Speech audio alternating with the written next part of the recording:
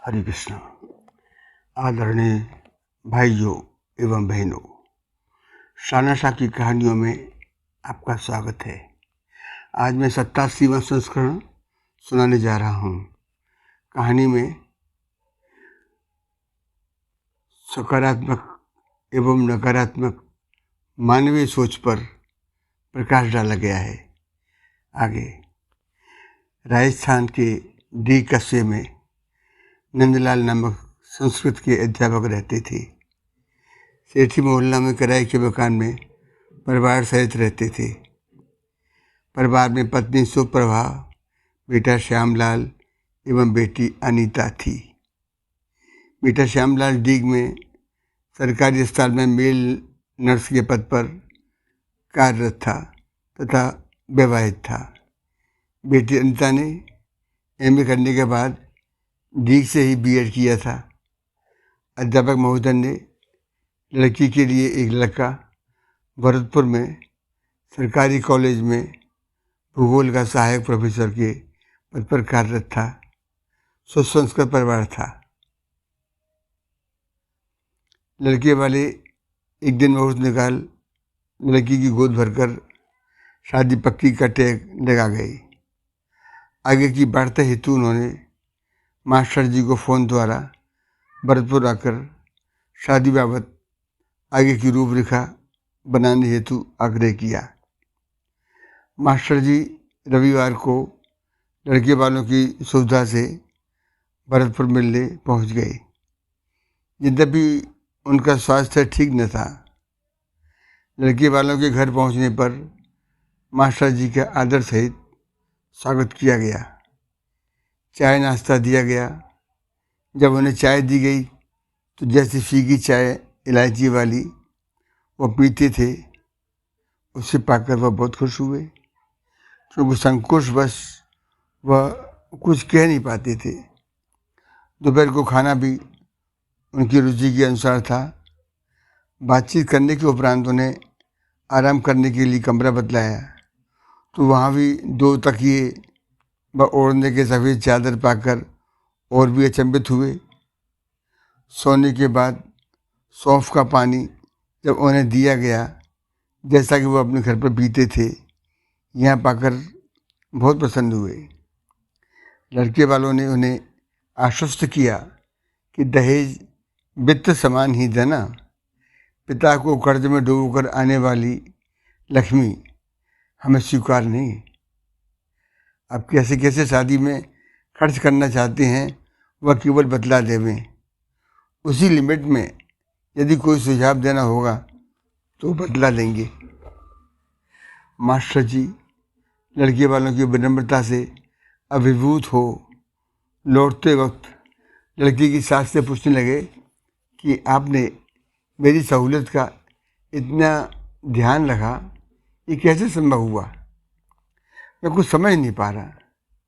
चाय, खाना, सोना एक्सेट्रा पर इतनी गहराई से ध्यान कैसे रखा आपने? तब समधन जी ने बताया कि कल रात को ही आपकी पुत्री ने फ़ोन पर आपकी सारी रुचियों की जानकारी दे दी थी। कहा था कि पिताजी डायबिटिक हैं, संकोचवश वह कुछ भी नहीं बतलाएंगे, अतः हो सके तो उनका विशेष ध्यान रखना। समधन जी की बात सुनकर सजल नेत्रों से मास्टर जी ने वहाँ से बिता ली। डी घर आने पर उन्होंने अपनी माँ की तस्वीर पर से जो माला पड़ी हुई थी उसे हटा दिया। पत्नी के पूछने पर उन्होंने बतलाया कि मेरे ख्याल रखने वाली माँ तो यहीं घर पर ही रहती है, वह कहीं नहीं गई है, तथा बेटी की ससुराल का सारा वृत्तांत पत्नी को अवगत कराया। लड़के वालों से राय लेकर शादी की तिथि तय कर साधारण तरीके से शादी संपन्न हो लड़की विदा हुई। लेकिन विदा होने से पहले छरा की रस्म में मास्टर जी ने 25 लाख की संयुक्त एफडी दामाद बेटी के नाम से कर रखी थी, वो उन्होंने भेंट की।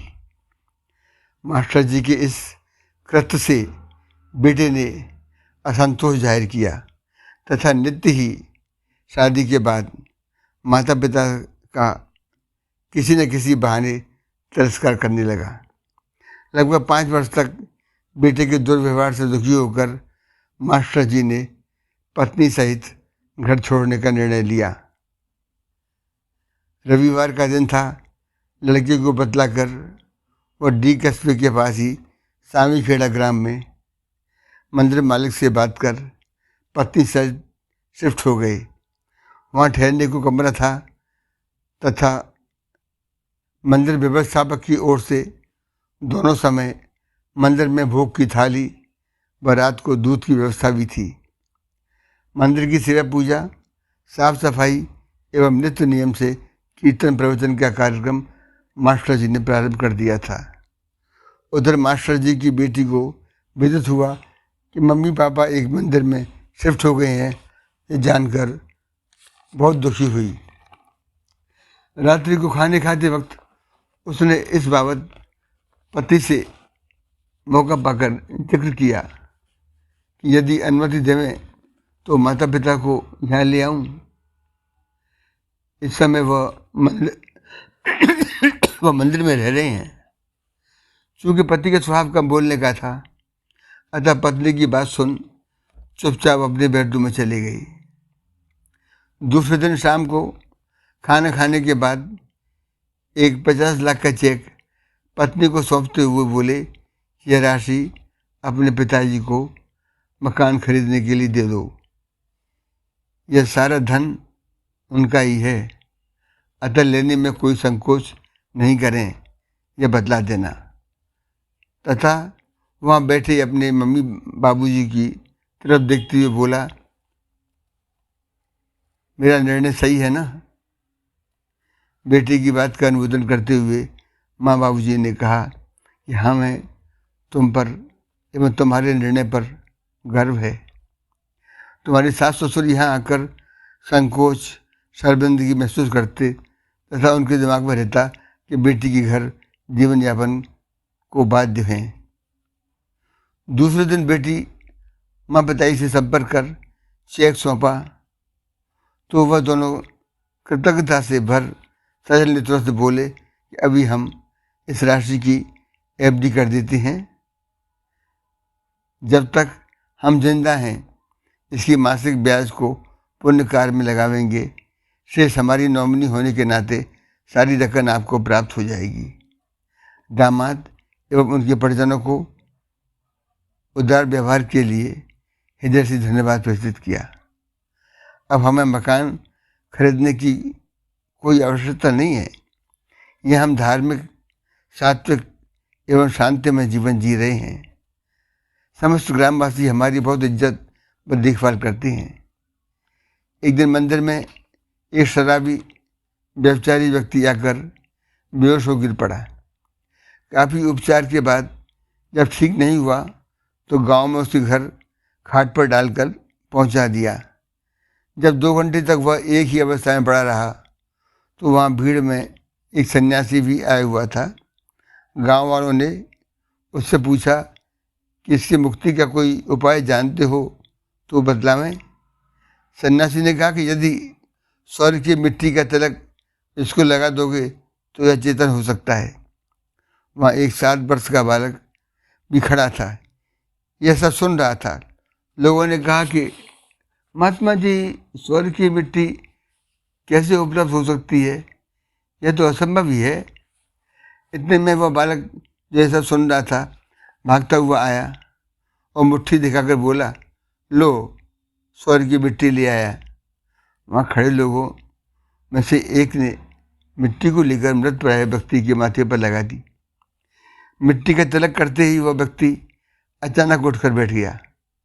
यह चमत्कार देख लोगों ने बालक से पूछा कि इतनी शीघ्र यह मिट्टी तुम कहाँ से लेकर आए थे? प्रत्युत्तर में बच्चे ने बतलाया कि स्कूल में मास्टर जी ने बतलाया था कि माँ के पैरों के नीचे स्वर्ग होता है। अतः यह विचार याद कर मैं अपनी माँ के पैरों के नीचे से मिट्टी उठाकर ले आया था। साथ खड़े स्वामी जी ने कहा, यह सब बालक की गहरी निष्ठा का प्रतिफल ही है, जो हम सबको प्रत्यक्ष देखने को मिला। स्वर्ग नरक सब इसी भूमि पर तो हैं, केवल नजरिया चाहिए। ईश्वर का करिश्मा कर सब लोग अपने अपने घर चले गए। खुद को बदलाव बनिए, खुद वो बदलाव बनिए जो आप समाज में देखना चाहते हैं। बंधुओं, मेरी कहानी कैसी लगी कृपया कमेंट्स दें। रुचकर लगे तो प्लीज़ फॉलो भी करें। धन्यवाद।